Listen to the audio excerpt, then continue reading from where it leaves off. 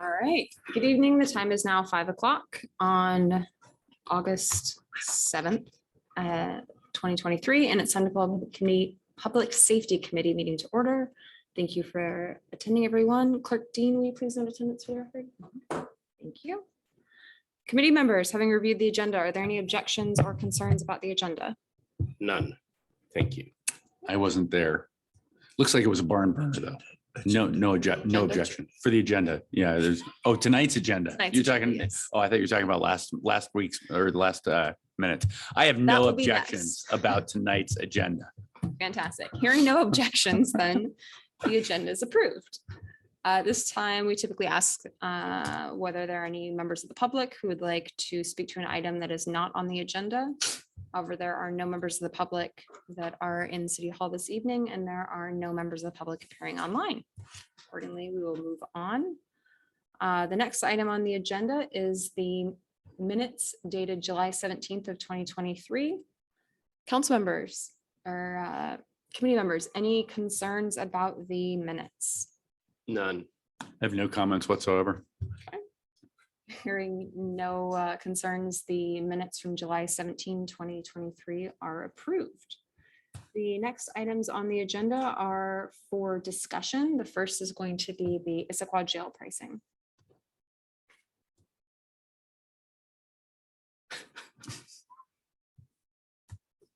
Do you like the way you look? Oh, yeah. Going to be all this Looks giggling in the great. background. I think that was on a TV commercial at one point. Huh? You like the way you look. Good afternoon. Thank you for letting me come talk to you once again about increasing jail budgets.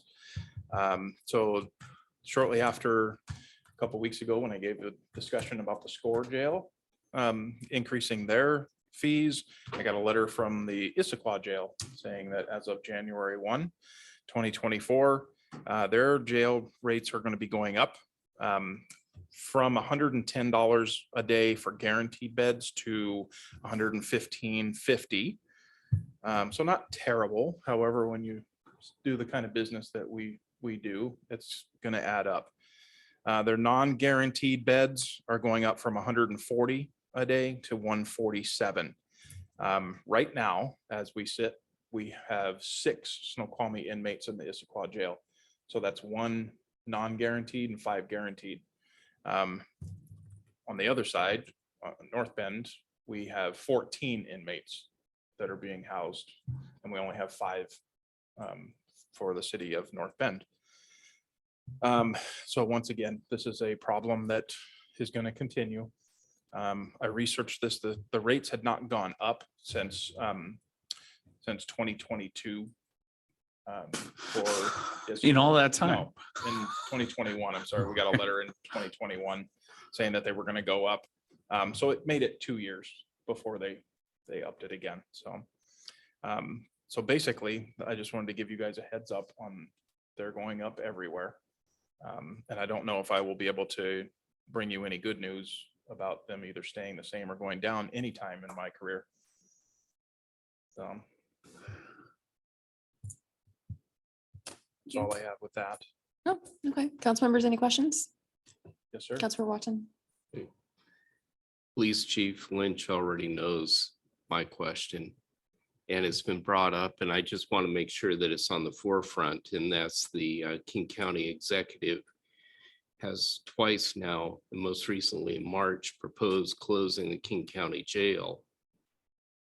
And that will only add to our angst. It will. The number of inmates that we have.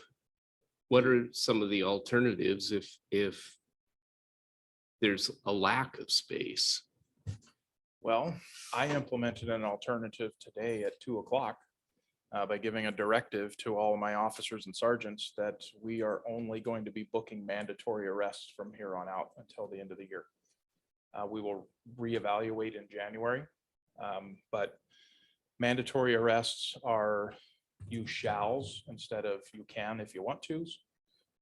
Domestic violence, some DUIs are mandatory arrests, but there are very few out there in the RCW that are mandatory.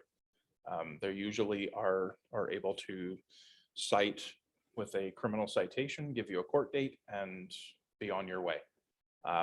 That's what we're kind of up against right now. The last month, we spent almost $33,000 just for North Bend for 1 month of incarcerations between Issaquah and Score.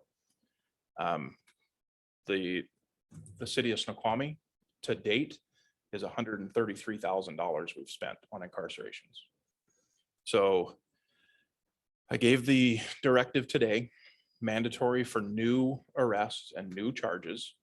We will not be confirming any warrants with less than $5,000 bail. So the judge usually sets bails higher for more egregious offenses and ones where they've failed to appear several different times. They'll jack the bail up.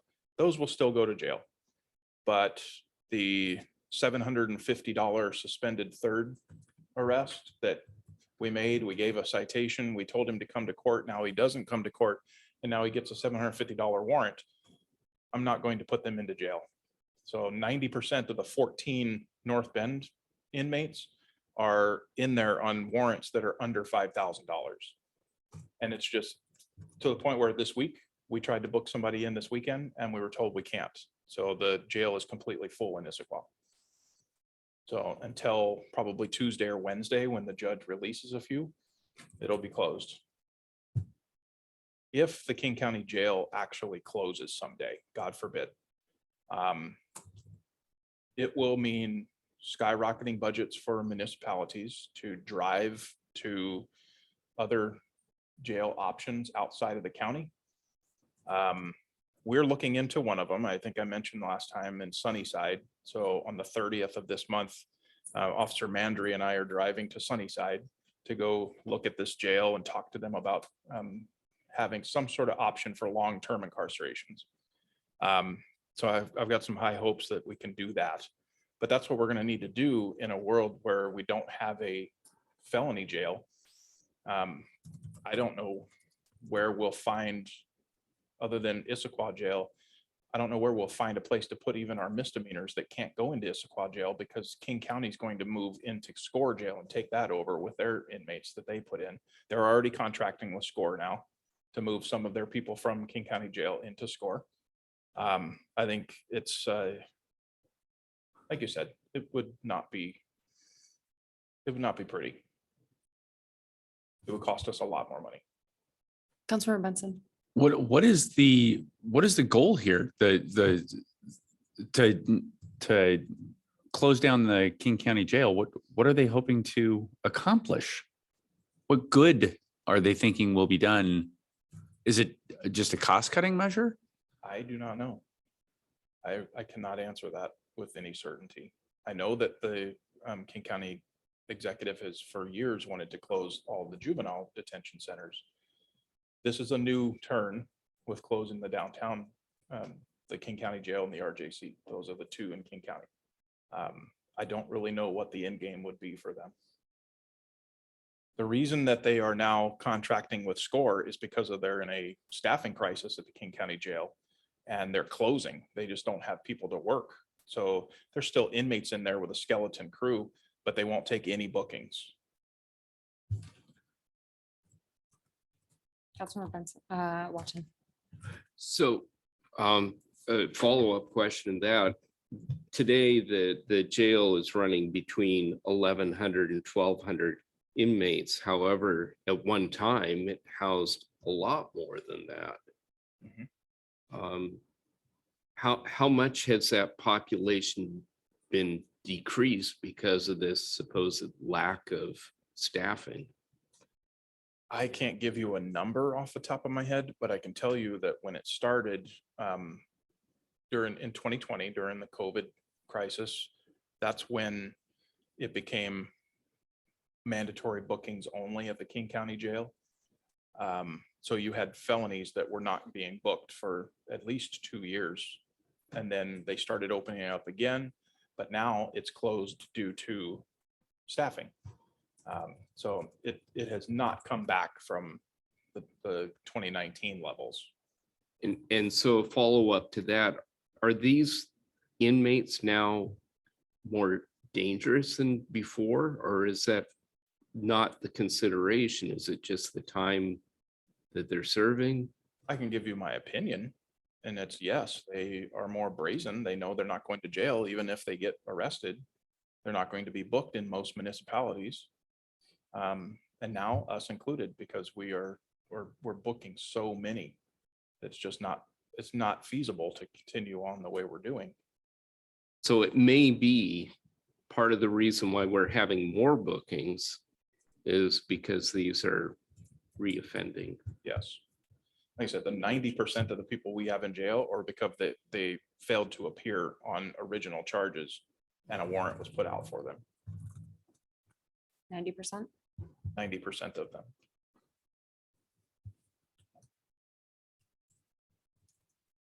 Thank you. All right. Thank you. The next matter on the agenda is discussion item number 3. This is Internet Crimes Against Children, the ICAC Task Force. Yeah, so I can speak to this. This is something that I'm very passionate about. I worked at a department prior to coming to Snoqualmie that was a member of the Internet Crimes Against Children Task Force. The task force is headed by the Seattle Police Department, ICAC, and they have 7 dedicated detectives. They have crime analysts. They have forensic detectives that will go through the computers and laptops and cell phones for ICAC type of cases. And my time in Black Diamond, we were part of that task force. So we reaped a lot of benefits from being a part of the task force. We are not part of the task force here in Snoqualmie yet. My goal is to sign us up and become an active member, because I think that by us not being a member right now, we don't really know how many internet crimes against children either are taking place here, or the suspects are here, victims are here. We aren't notified when we get calls like this. They all go to Seattle, and then they get divvied out to the closest member, which would be the King County Sheriff's Department. And we never hear about them. So I would have a sneaking suspicion that there's not a lot of ICAC investigations being done inside the city of Snoqualmie. I'll give you a background on the task force. It was put together in 1998. There are 61 national task force across the country, and they all work together. They all share information together. They train together. Our regional one, like I said, is headed by the Seattle Police Department. There are over 5,000 law enforcement agencies that are part of ICAC task force. There are 675,000 members that have been trained in ICAC investigations, and you have to be a sworn detective or police officer to actually receive this training and to be allowed to work the internet crimes against children investigations.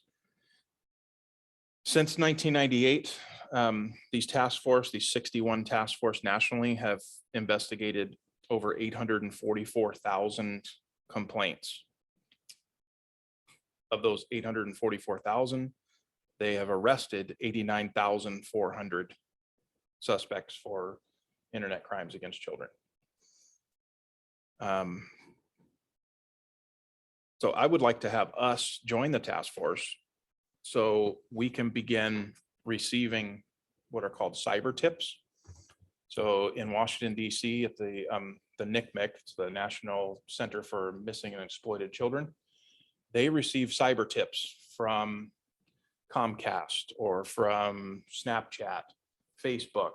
If anything comes through that they see that is possibly a child pornography, or posts that are being made that would insinuate some, human trafficking, things like of that nature, they capture the post, they capture who sent it, like the username, and they capture the IP address. That gets sent out to Seattle. If the IP address is tracked to somewhere in King County, it gets sent to Seattle. Seattle figures out which jurisdiction it's in or is closest to that's within the task force. And then they push that out on the ICAC website where we would have someone monitoring it. And then we get all of this information from Washington DC about a possible violation, and we can start the investigation. Good thing about being part of 61 different task force and having all of those law enforcement agencies involved in it is that we get the benefit of the full backing of those agencies. So we would do the initial investigation, and if we need to write search warrants and we don't know how to, SPD sends detectives out here and helps us. If we need to track an IP address and it goes to just outside of the city, I've done that before where it came back when you do an initial search on an IP address, it showed the city of Black Diamond. Well, it was a couple miles outside. My chief was like, no, we'll do this instead of sending it to King County. Well, I had the backing of a whole entire task force. And, you know, I set up a sting operation and a warrant service, and I had 30 detectives there. Something that we would never be able to do here, even with the major crimes. They're not specifically, a lot of them are not specifically trained in ICAC cases. So it's kind of like becoming a member of an exclusive club that has a lot of benefits. The training is another benefit. We get free ICAC training once we are a member of this task force. In Redmond in October, they do an ICAC conference, which is a week long, and it is some of the best training that I've ever been to. They have speakers come in and talk about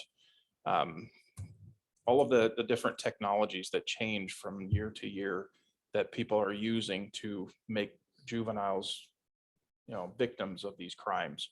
I think that we have been, our old model of not being part of this and not saying that, oh, we don't have any cases that are coming in. We have cases that are here. And while it will be another draw on the workforce here, it's something that I feel that we need to be doing. We need to be doing our own investigations. We need to speak for the juveniles that can't speak for themselves in these investigations. And so it's my plan is to enter into an agreement during the month of August with the Seattle Police Department. And we are going to be doing a test in September for a detective. And I'm moving one of our guys into a detective spot in September. And I will have that person signed up for ICAC training. And that will be our representative on the task force. So basically, I wanted to give you guys an update on what that was, answer any questions that you might have. And if I can't answer them, I will definitely find out the information and bring back to you. Yes. Okay, so first question, so the conference, the ICAC conference is October 2nd to the 6th, right? So how quickly do we need to be moving forward on this to the extent that we do want to send our person there? Does the timeline match up? Like, do we need to get this pushed forward quickly? No, I can send somebody. Okay, Because by the end of this month, I'm going to sign the contract there. It's an agreement with them. okay, It's a chief level signature that enters into this. Doesn't cost us any money to be part of this. My thoughts of having a detective in the detective spot by mid to late September work with that. I also, one of my really good friends just became the sergeant of the ICAC task force in Seattle, and he's helping me through the process of getting us signed up. And I know that he can get our guy in there. okay. And then once we have, assuming everything goes forward to plan, I know that there's a lot of resources that are also available on the website for families as well. Would education be sent out community level as well for families to help prevent this type of thing, or at least be able to recognize it? Yeah, it's actually in the agreement that I have that I'm through page 15 of 17 pages reading it. A huge thing is the understanding that we will be responsible for education and bringing in the resources that ICAC has for education to do, you know, community meetings, talking at schools. You know, we did this in Black Diamond when I was there. And we would do it at least once a year where we'd have somebody come in and give an internet safety class at an elementary school or a middle school. You know, so that's what it would be a required thing to really push the education portion of it. Okay, great. Yeah, I saw on the website that they did like 13,000 400 community outreach programs. And I Oh, was yeah. hoping that it would be something that we could bring here. Yeah. Counselor Watner Benson? You asked the question. I was wondering if there was some sort of fee involved to help support this task force, but it sounds like it's just a resource for us, Yeah. which Yeah. thank you for bringing this to us. Counselor Watson? And I think that this is going to be very important, especially given the fact that we have such a large population under 18 in this community, being proactive. And I deeply appreciate Chief Lynch bringing this forward, and it's going to be a very positive way of approaching what is a horrible problem that's out there. Absolutely. And I assume that some of the training may be helpful in other areas as well. Oh, yeah. In terms of investigating whatever the new platforms are that none of us have heard of. 'cause I've we're been to too- several ICAC training classes in my career, and I've used them on all different crimes, search warrant writings, wiretappings. Right now, we used to have an officer that we would be able to bring our cell phones to and have it downloaded for different cases. If we had a search warrant on a cell phone, we don't have that anymore. So the closest one that we would have would be Pacific Police Department. However, they only sent their officer to the training. They didn't have the money to buy the software for it. So we have really nowhere to send our stuff. So that's another benefit is when if we can link any of our crimes to a possible ICAC crime, we send it to Seattle and they do all the forensic downloading for us. Okay, sounds great. Counselor Watson or Benson, twice today. I'm so sorry. And obviously not all human trafficking is with children.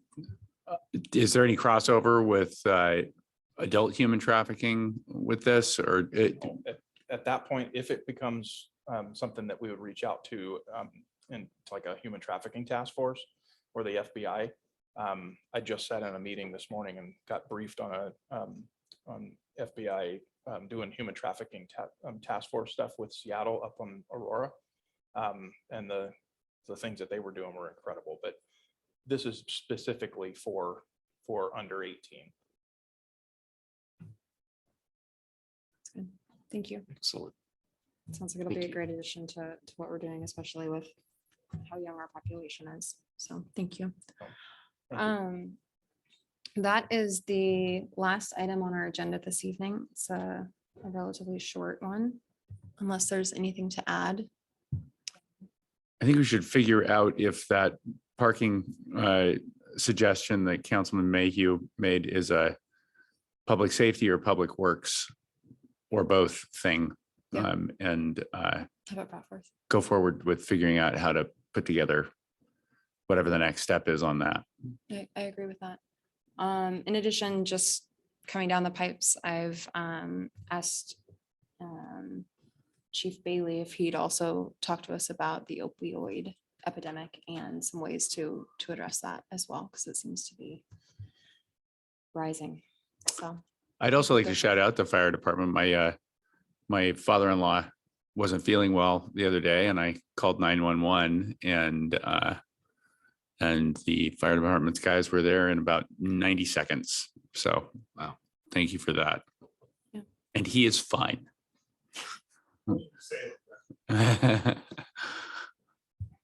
thank you.